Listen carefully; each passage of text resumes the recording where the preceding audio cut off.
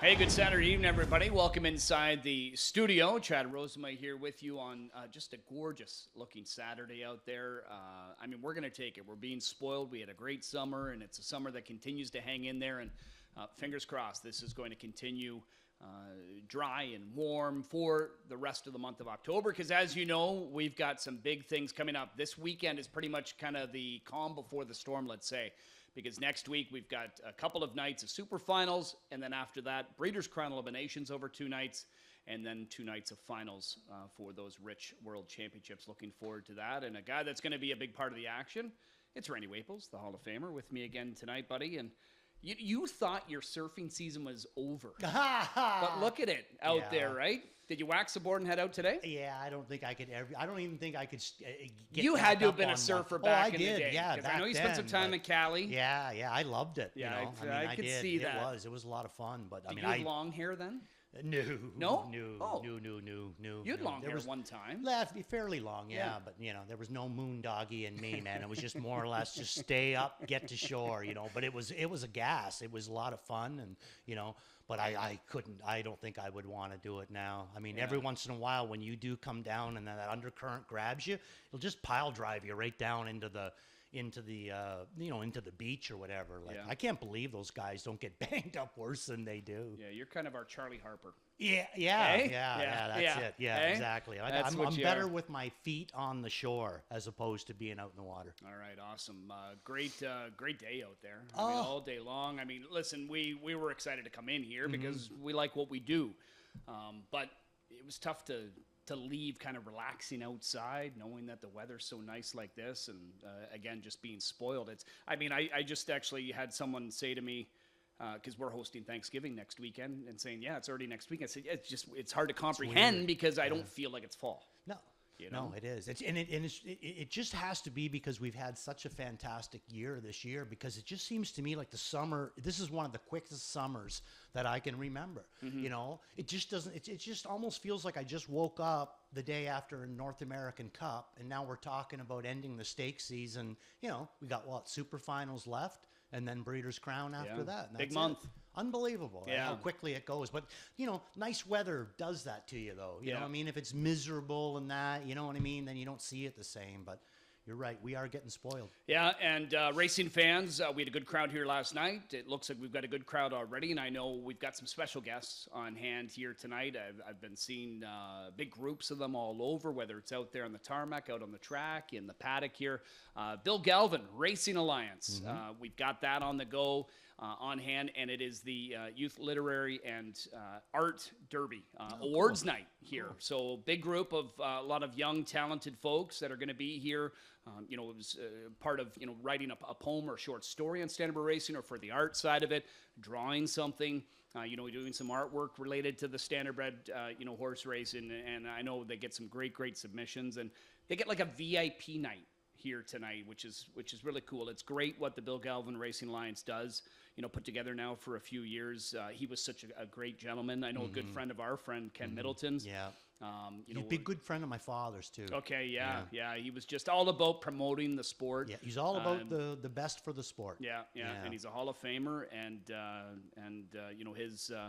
his legacy continues on, and all these young folks that are here tonight, they get to meet with Nat Day and Jody Jamieson. They get to go ride out in the cart, on the double-seater cart out there right now, which is a big thrill. I see some paddock tours. They're getting some harnessing videos.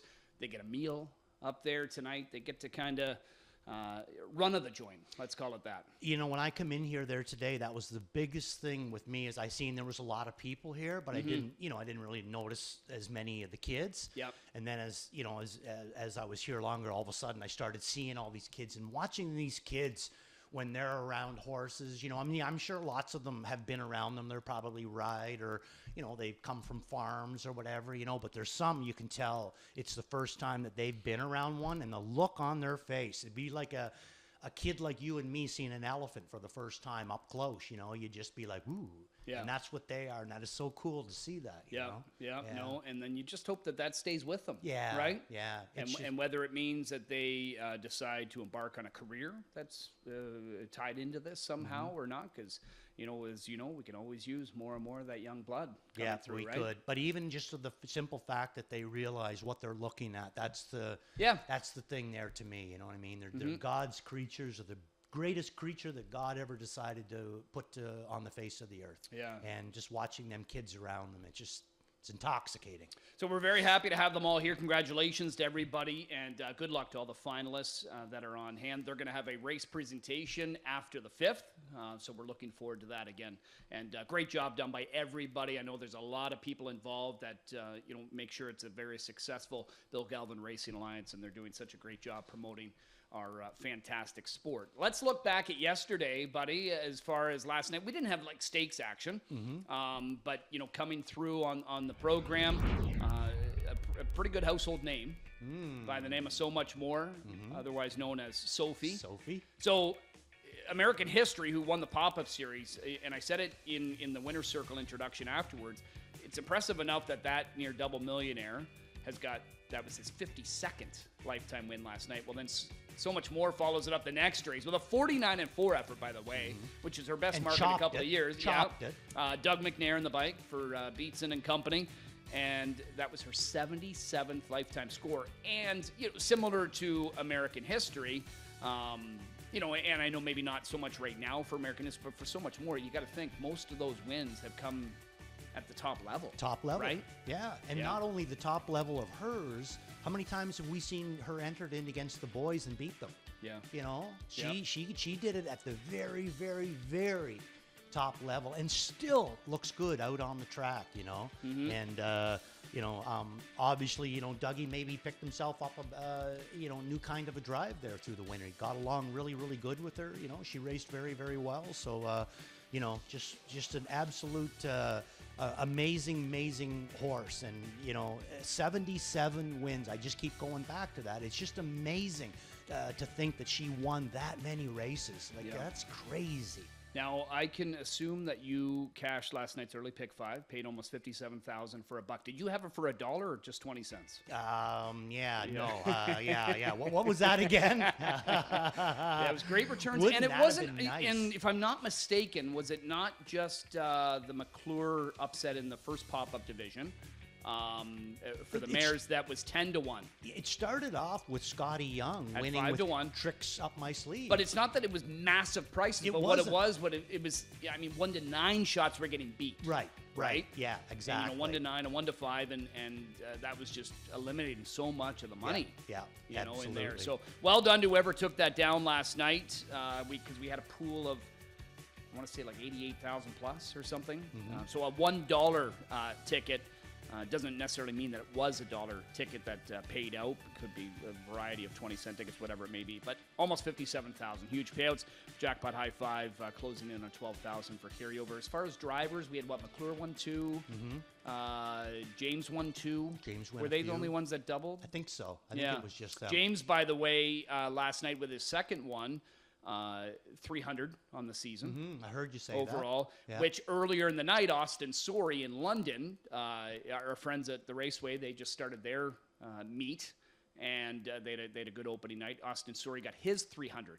So he and James were the first guys to cross that threshold here. So for James, I'd have to look back, but that's obviously a bunch of seasons in a row with at least 300 wins. Oh, it's huge, the role that he's just continues and on. Austin's having a big year. He has, for sure. Just quickly before we get into this, I just wanted to say a quick shout out to Dale Spence, because he went into that race last night with American History, and the way that he was racing, he could have just probably sent him down the road and been tough on that old horse, but he didn't. Took him right to the back, made a big swoop around them on the end of it, and got all the marbles with very little effort. Well done, Dale Spence. I love watching that horse with Mackenzie and Dale when they have him. He just performs amazing for those two. And to boot, he lost both front shoes. Are you serious? That's what I saw on the judge's report. He lost both front. Goodness, I think it was front shoes. Maybe that's why he was hanging back yeah, there. Maybe. I don't know. And I don't know where they were. I do remember that I saw one kind of in the middle of the track in the front of the winner's circle. Was out there. So I'm not sure if that was one of his. Yeah, or not, I don't know. But it just, he could have took the easy route, but he didn't. He sat back, let the race come to him, and then blasted him. I just loved it. Loved that drive. Let's dive into tonight. All right, we've got a solid 11 pack, that preferred coming up. Wait, well, we've got the girls and the boys preferred. Yeah. You know, early and late on the card. Najinski's back in action again, so looking forward to that. But race number 1's where we begin our coverage. Field of 9, a little bit of Soul right now is the one getting some early money now, albeit it will not be with a ton of money in the win pool. It looks like we got a driver change too on the 3 Annie's Diva. Looks like Ed Hensley is driving. So Mike Kwiatkowski. Saw him out there. He means business. He's got the sleeveless shirt on again, but representing his Blue Jays. Oh, no. Who at last check were winning their opening game series against the Yankees. I think Mike Nowitzki wears sleeveless shirts in January. Yeah, like Doc Moore with shorts. Yeah, Hey? same thing. Yeah, so a little bit of Soul in here. Is this one you factored in? Threw him in on the bottom. I can Okay. see why a lot of people like him. There's just a couple in here that I maybe like a little bit better, but I do see, you know, he's a 3-year-old racing in against, other 3-year-olds, but he's also going to be racing in against a couple of 2-year-olds that are going to take a lot of looks in this race. So definitely a good option in there. And like I said, 14 starts, 9 times in the top 2. He's already had a win on our track there, but only last quarter and 29-1 that day. So I'm just going to maybe take a little bit of a wait and see on him. Said wouldn't be surprised to see him come up with a big effort, but going to throw him in on the bottom. The replay that we're sending in, Chad, is going to be my Waples watch, and that's going to be the 6-horse. Okay, or Show Me the Money Deo for the Chantel Mitchell outfit. She had 2 in here. She had this one and Marlene's Legacy from the outside. That one's going to be scratched. Let's take a look at Show Me the Money Deo, Chad. And you know who that guy is making that call? Never heard of him. Never heard of him. Yeah. Anyway, she's going to come a last quarter in 27 flat. Yes, 27 flat. You know, only 4 starts into her career. She's going to come into the buffer. She was a winner in her very first in 53. Now she's going to come into this buffer, and, you know, she's going to retain McNair. And to me, she just kept coming forward at all times, and at no point did it seem to me like McNair was pushing too hard. So I think that she's going to come out of that race really, really good, only beaten a half a length. And but she's going to have to be. There's some other good ones in here as well. Mm-hmm. Yeah, the well-bred Show Me the Money Deo next door. Well-bred 2 favoritism. We know the ties with this family. Obviously, she got her career off to a winning start. Now she's going to obviously have to go more here tonight, I would think. 56, but a winning start nonetheless for her. She did, yeah. You know, she raced good. I'm sure that they're very, very, you know, happy with her. But I'm going to go with Show Me the Money. The one that kind of, like, other than Little Bit of Soul, who also looks good in here, but this Easy Station, this one's really, really interesting. 2-year-old Captain Treacherous filly just recently come up from Lexington into the Kyle Fellows' barn. Nice qualifier on this one. This one really, really interesting to me. I'm going to throw her in for 3rd. You know, Louis could have went back to Little Bit of Soul. Louis could have went with Annie's Diva. Louis could have went with Little Pappy. Louis decides to go with Easy Station, who he qualified in a last quarter of 27 and change. The horse that was 3rd in that qualifier, Chad, Red Lens Sapphire, on my watch list. And we've already seen a couple of horses come back from the Red Mile and have success here right away. Now, one thing that I always caution is let's not get sucked into what the miles are there in the time, because it's so quick, especially this time of year at the Red Mile. But they're coming here and they're being faster than the rest of them anyway. Yeah, for sure. And then again, this is his pick in here. So I got a feeling that he kind of liked sitting behind this one. I'm going to throw that one in for 3rd. Race number 2, the Fillies of Mares Open, a race where, you know, if she keeps doing what she's doing, she'll be back there so much more. But she looked last night like she would have been just fine in here. Oh, I think so. You know, tonight. But she fit a cheaper class, and they'll take it in there. We've got a group of 6. We've got a lot of talent in here, including Blue Point is one that is, you know, Tom Pollock's going to send up to Dave Maneri. We've seen this movie before, and Blue Point could be a big player right off the bat. Absolution, she got a nice, you know, ground-saving trip last time and just had to be kind of used over the final 8th and was able to come through. What about Grit and Grace? That's the route that I'm going to go. Yeah, no, I actually singled in my pick 5, Grit and Grace. Okay. And this is a tough race. I actually tried to work the ticket, Chad, that I could use this as an all.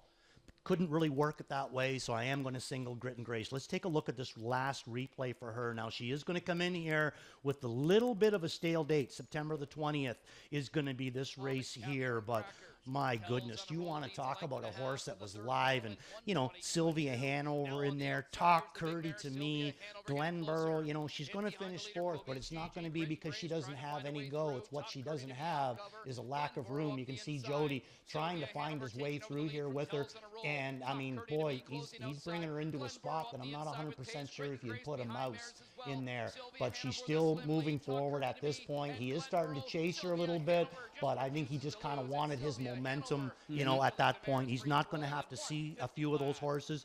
Is coming in here with a little bit of a stale date. Doesn't really bother me that much. I think at this point, she's had 25 starts this year. I think her fitness is about as good as what you're going to get. Big thing boils down to, is he going to find a clean run on the end of it? Or maybe he's going to want to put her back on front. She's good that way too. But yeah, she's versatile. She is. Grit and Grace is the way that I'm going to go. Going to back her up with Caviar and Crackers, Absolution, and Blue Point. Didn't go to She's Got It All, and didn't go to Tells on a Roll. Caviar and Crackers could be set to be getting hot again. That was a good effort from her last time. This Blue Point, again, if she goes out there and lights it up, we're not going to be surprised. No. We've seen Minari do this with others, especially at this level. Date. Yeah. I wonder what's going on with Tells on a Roll. Yeah, it was such I don't a big know. year last year, and then when she won there a handful of starts back, I thought, ooh, you know what? She's looking like she's maybe back, but it just hasn't. So probably frustrating for Cullen and them. Because they know what kind of talent she is, but at the same time, it's tough to be frustrated because she's already been so good to you. Yeah, right? For sure. I mean, if Cullen's ever had a satellite stable in Yonkers, can you imagine the damage that she could do down there with her gate speed? Like, she can get out of there like a scalded cat. You know what I mean? It'd be interesting to see her down there on that little short stretch, Boy, she'd like it. But just in a bit of a funk right now, which, something, I put Caviar and Crackers in for second, Absolution in for third. Which one's quicker on the end of it? Because I'm starting to, at all times, I would have always said Caviar and Crackers is the quickest on the end of it of any of the mares. I'm not 100% sure if she is anymore. Yeah, I just know, like Absolution, for instance, I mean, she's getting near the end of her 4-year campaign now, and I think she's just getting stronger. Agreed. Right? Yeah. Stronger now as she's getting, older, right? Agreed. Yeah. And more consistent. Before, we just see these big quarters every once in a blue moon. Now it seems like it's almost every start. Let's go to race 3 to kick off the early pick 4. Short group of a half dozen here for pop-up series action. It's leg 1. Rapasso scratched last time out. We'll try to come back. I know this was going to be a popular play. I remember hearing, I think John was saying he was having this one on top initially. I'm not sure where you had him picked, but I think I had him in for second. Yeah, into the mix. Did go back to him tonight. I did, yeah, and we're going to show that replay, and that's why the big buzz about this guy. September the 22nd, got away at the back of the pack, and is going to throw up some serious movement on the end of it for Rapasso. A couple of interesting ones in here. I've always been a big fan of Honolulu Vacation. Going to throw him in for fourth, coming in from Flamborough. In for third, I got Stonebridge Helios. I think he's kind of starting to find new life again, Stonebridge Helios. Always going to be a dangerous horse. McNair coming back again on him. And in for second, I got the new kind of face on the circuit, and that's going to be Ethereum Party for Jake Roberts and Jay Harris. Some nice miles. This one's Rapasso, big on the end of it. Kind of forgot about that. This Ethereum Party, his last 3, winner every start over at Grand River. The last one in 51-4. I'm talking to the ex-guru of Grand River Raceway. Those are some nice miles, don't you think? And again, like we touched on, I think it was yesterday, the final quarters are good. And even when Grand River made the transition from the half to the 5/8, it's not a traditional 5/8. It's got more 7/8 turns. Big turns. Because the stretch wasn't lengthened much, something by maybe 90 feet, something like that. It wasn't a lot, and it already had a short stretch. So again, when that final quarter isn't all going to be stretched like it is here, basically. Right. Straight away. To be coming home at 27 and change, you're moving pretty good. Yeah. So nice little bring him over here, see what we got to offer. But wow, look at the numbers he's put up this year, Chad. Before he's come over here, 18 starts and 11 times in the top 3. Yeah. You know, so very, very interesting. We don't often get to see Jake Roberts here, young trainer. We don't often get to see Jay Harris here, young driver. Be interesting to see if they can make some noise in this third race. Yeah, I wondered where Stonebridge Helios was in that pop-up final last night. I thought, oh, you know, hopefully he's not, because he fit it. This was the one he was competing in. Yeah. The stablemate was in there, My Ultimate Snowing. It ended up being Wonder why that American would be. History that one. I mean, yeah, just, I mean, if they thought that, with American History in there, maybe it'd just move on. But, if he would have been second in there, I guess you're still getting, what, 7,500? Yeah. Out of there. But This Stonebridge Helios, he's got to be a really, really high confidence kind of horse. Because he's got all the talent and all the ability in the world, but it just seems like if his confidence not there, then he's not there. Maybe that's what they're really working on. Like you said, maybe they didn't want to get beat up by American History. All right, we're going to go to race number 5. As we mentioned at the top of the show, we are welcoming a lot of individuals that are here enjoying a VIP night at the races. This 5th race, the Bill Galvin Racing Alliance Youth Derby Awards Night Pace. Congratulations again to all the finalists. We'll see them out in the winner's circle after this race, or with the winner of this race. A group of 10. You've got Lions Dookie back here after a trip to Kentucky. Now, it was one that wasn't overly successful. Started out all right, and then just didn't work out the next couple of weeks. And, they've got all those different tiers in those Sire Stakes program. And what's Commonwealth, Goldenrod, Wildcat? Yeah, and they just go speed. So Gold, much speed in all of them, right? Prospect, yeah. Yeah. So, the Goldenrod, I mean, I think that's their kind of grassroots. I think the Wildcat would be the Prospect, and I think that this one, and then I think the Commonwealth is the better one. But when he went down there, it's not going to show on the line. It shows 4th here, his last start at Woodbine. But remember, this is the guy that sat dead last and just went right by the whole field for that win that he's had here in 52. He sat right dead last and just barreled around the whole field. I'm pretty sure Randy Harris was trainer of him then, and it was his first lifetime start. I think so. Did Tyler Borth drive him or something? Either Tyler or Travis Henry. I thought it was. But anyway, it was a nice effort, and it's right down on the bottom, so you're not going to see that. But regardless of that, I've never seen anything from Lions Dookie that impressed me as much as the 5 and the 6 in here. Now, I'm a big fan of the 9-horse, too, full of colors. He might be able to get the job done. September the 2nd was a winner, and then qualified back, 24 days later, and now draws the outside. Not really sure just exactly where the fitness is and how they're going to race him. But the replay that I sent in is going to be on the 6-horse, Figment. And this is a 3-year-old shadow play out of Mia Seelster for the combination of Dave and Julie Keys. And they have a nice one here. This thing's been sensational right from the start. This one, really, really hoping for big things for this one. And this 5-horse, this 2-year-old, the 5-horse in here, don't think that this isn't a nice little horse too. But let's take a look at Figment for Scotty Young and Team Keys. Going to come a big last quarter in 26 flat. Look at the body language on Scotty. He starts to chase him here.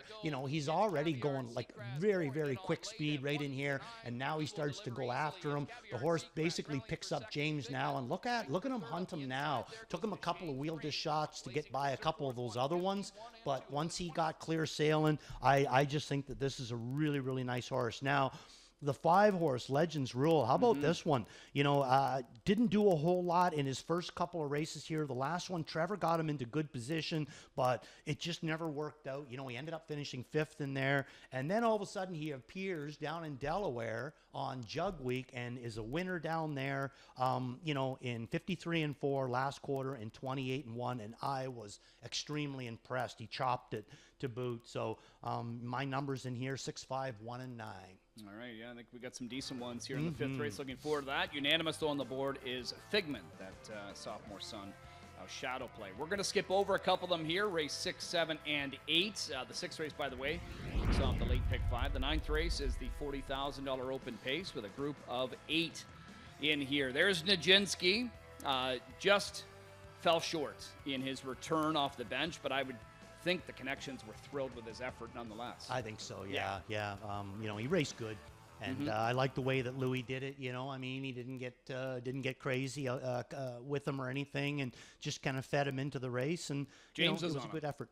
Louis. Oh, out I'm of town. sorry, Yeah, James. on him Yeah, last yeah, time. sorry, yeah. You know, just kind of fed him in at the end of it, and you know, he was on Calico Jack's back at one point. You're going to see, but when Greeky unleashed Calico Jack, he immediately just springs forward, and that's going to be the difference. Watch this. You see James setting up on Chris's back, but watch this. I honestly think Chris does this on purpose. I think he knows that it's James. Look at him go to work right now. This is not a typical Greek drive. Like he usually see him try to get away right now. Like, this is not the usual way Chris is into one. You know what I mean? He's very quiet out there and that, but I know he knows who was on his back, and I think that this was a great drive by Greek Jr. Here's the problem, though. I don't care how good he drives this week. I think that this horse has got to start under his belt now. Nijinsky, he outdraws Calico Jack this time. Louis can put him in different places. I don't care how good the Greek drives this race. I don't think he's going to beat Nijinsky. Well, and I would think, you know, Connections opt to stay here with him in preparation of the Breeders' Crown. They probably want something pretty serious into him tonight. Yeah, I would guess, but I'll tell you something there. I wouldn't be if I'm Luke Blais, I might be pointing Calico Jack to the Breeders' Crown too. Oh, I think he he's going really there for sure. looks good in here too. But my big thing, just from my own opinion, I think that the reason Calico Jack won that race last week was because the guy driving him. Yeah, Big Blues, lone drive. Imagine having to drive against him back when he was young. He was tough. And they're going to keep him up to the 9th race tonight, too. Yeah, they're going to get lots of Geritol and coffee into him and then prop him up here. Good Lord, yeah. Well, if he's not napping right now, he'd be sending you a message, That's I think, right. very so soon. You know he's napping. Yeah, race 11 is where we will close out our coverage. Jackpot High 5 available here. We've got a 2-night carryover of nearly 12,000. Jack Panic in the center of the gate.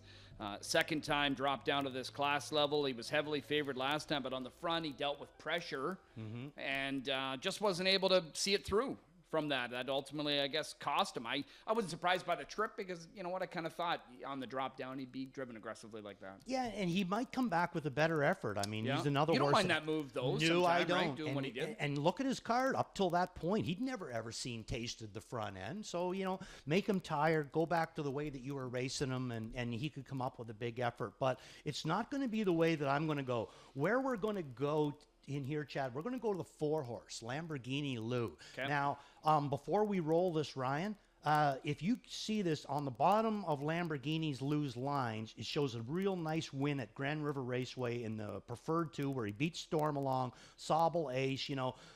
Comes from out of the pace, nice effort. Now, a lot of people would say, you know, yeah, that was a good effort, but he didn't really beat anybody, you know. You got to go one more down. Okay, this is the one that we're going to show you one more down, where he goes to the front and he puts a nice chop into this one. Okay, let's go, Ryan. And before this one, they'd raced him from off the pace, and he was flying on the end of it. Then this next start, the one that's just below the Grand River start, he chops. He ends up chopping this race, and he ends up getting the job done. So I just kind of wanted to show you that this horse was racing real good just before he went down to New York. Looks like he raced pretty good down in New York, especially that last one. Now he's back here again, and I think that the form has not disappeared on Lamborghini Lou. So wanted to show you the replay on that, and he's going to be my top pick in this high 5. Okay, all right. There's a look at the selections. You and Garnet going that one's direction. Kevin's going to try the far outside on Trosa, and Shizlan will go back to Jack Panic here in the finale. So that's a quick look at most of the cards here. I know we're running a little short on time, Randy, but we'll roll right through this. So let's get into your early pick 5 ticket. Take us through it. Okay, only one single, Chad. That's going to come along in race number 2. I'm going to single the 1-horse, Grit and Grace. You know, just hope that she's ready to go. And then, you know, pretty well logical after that. I think, you know, 6 and 8 in the 6 and 8 in the first. I'm not going to go with favoritism on my ticket. In race number 3, it's going to be Rapasso and Ethereum Party, the new face on the circuit. The 4th race, I'm going to go 3 deep. It's going to be Blazing Cruiser, but my top pick is going to be the 6-horse Captain Hurley, and then Lions Frankly J, and then I'm going to close it out 3 deep. And that's going to be Legends Rule, Figment, and Full of Colors. All right. Looking for something to do tomorrow afternoon alongside some football watching, I'm sure. Well, watch and wager through HPIBet.com on Great card at the Red Mile. We're going to highlight some of these events because we've got some locals down there. Tomorrow we'll have, James is already there. Yep. Had a little success today. Dougie's heading there tomorrow. Louie's heading there tomorrow. Dougie be driving Logan Park. He's got some others as well on the program. That's a great looking group there. And again, they're supposed to be, low 80s. If there's no wind, they're going to put up some wicked fractions, I would say. They continue to do that again today. So that's the All-Arage Open Truck Grade 3 event. Other events going on tomorrow. So the Tattersall. So we've been showing this. They redrew it. I just happened to be looking at the entries. I noticed that last night. Yeah. So why did they redraw I reached out to Raul. Said, any idea why? So I think what he said was Mac Nickel, who we know well. I believe he's a part owner on Prince Hal. Right. But also Light Up the World. So, and they were in the same division. So I guess they redrew to split that up. Oh, okay. I thought maybe there was an entry that got misplaced. Yeah, no, I think it's the same amount of horses still. So Prince Hal now goes in this one. He gets away from the other division. James and Light of the World weren't so lucky to be able to get out of the Lou Prince division in here. But that's still, I mean, look at that. So, Lou Print, but Light Up the World in there.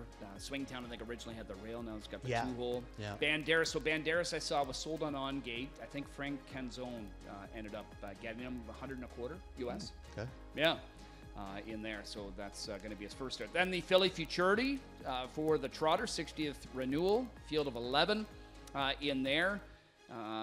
James, I think, picked up Cadena. Oh, yeah, nice little pickup about there. A 9-2 shot, if I'm not mistaken. Yeah, in there, I saw that he picked up a few drives, including here. He picked up Gap Chronos in the Kentucky Futurity Final. A Moticon Legacy's got the 10-hole. In their Super Chapters, the Morning Line favorite in that. So nice it's going to be there. Yeah, it's going to be a lot of fun. They had another world record today. It was 2-year pacing Colts, Al Poppy, 48-1. Oh, no way. Dexter drove him. Yeah. Wow, unreal. That's Dexter drove him. Where was Yannick? Was on somebody that was runner up there. Oh, you're kidding. The name escapes me right now. But anyway, that's who he drove. All right. Getting close to the start of our card, and as we've been doing on our Saturdays, we're going to kick it off with the singing of our national anthem. We're happy to welcome Celine Park back to Mohawk Park. Celine is an 11-year-old enthusiastic performer with a passion for singing, musical theater, and playing the violin. She recently performed as Matilda in Matilda the Musical with the Burloak Theater Group and as young Elsa in Frozen Jr. with Milton Community Theater. This winter, the talented young lady will be performing at Shaw Festival in Niagara-on-the-Lake for the role of Susan Waverly in White Christmas. Celine is thrilled to have the opportunity to sing O Canada for You this evening. At this time, ladies and gentlemen, if you are able, please rise for the singing of our national anthem.